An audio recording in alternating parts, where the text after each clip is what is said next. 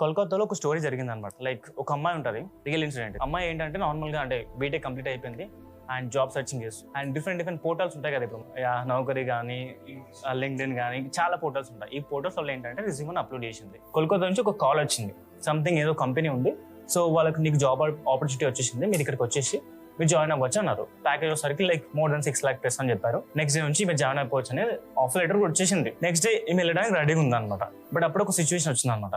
ఆమెకు కొన్ని కాల్స్ రావడం స్టార్ట్ అయింది. కాల్స్ అనేది కొంచెం వల్గర్ ఉన్నాయి అనమాట. Like different type of calls రావడం స్టార్ట్ అయినాయి. లైక్ ఈమె ఫోన్ నెంబర్ ఉంటుంది కదా, ఈమె ఫోన్ నెంబర్ అనేది లైక్ డిఫరెంట్ పర్సన్స్ అనేది డిఫరెంట్ రీజన్స్ కోసం కాల్ చేస్తారు. ఈ అంత ఇన్సిడెంట్ ఎలా జరిగింది? ఆడ డేటా బ్రీచ్ చేయాల్సిన అంత పెద్ద డేటా ఏం లేదు. ఇప్పుడు అక్కడ ఒక ప్రాబ్లం అని జరిగింది, అవునా? ప్రాబ్లం ఏంటి?